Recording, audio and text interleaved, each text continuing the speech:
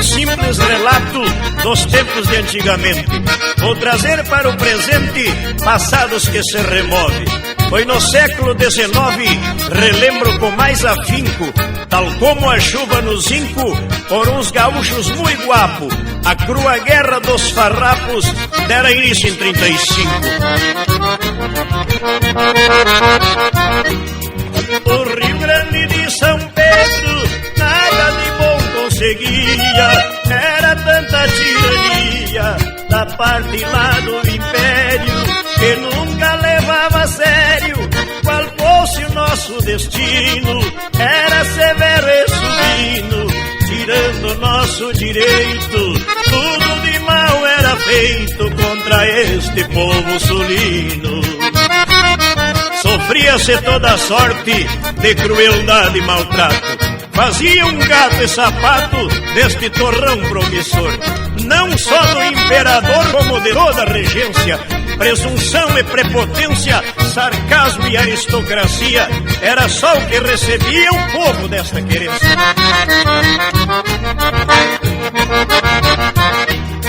Bento Gonçalves da Silva, chefiando um grupo de bravos que nunca seriam escravos da prepotência imperial, numa arrancada imortal, mandou tocar o clarim.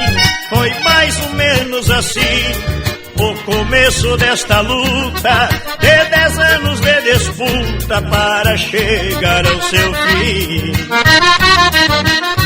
Pisar no punche de um guasque é mesmo um papel de louco, e quem pisar leva troco, até mais do que o valor.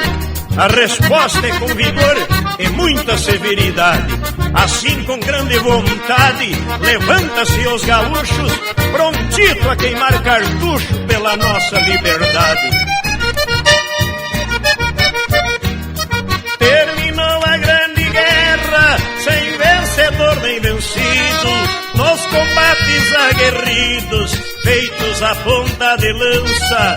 A coisa não era mansa, houve derrota e vitória. Segundo nos conta a história, veio a pacificação, com a reivindicação que foi a nossa grande glória. Nesse decênio de luta que o sangue banhava a grama, ficou espalhada a fama do valor de nossa gente. Mas não só como valente lhe foi dada identidade, pois a generosidade tomou o lugar da raiva, com Bento Soares de Paiva pregando a fraternidade. Falar no nome de todos que nela tomaram parte seria mesmo uma arte de muito rara envergadura. Há na história uma figura de obrigatória ilusão, cometeria omissão se silenciasse as valias do bom duque de Caxias, que trouxe a paz no rincão.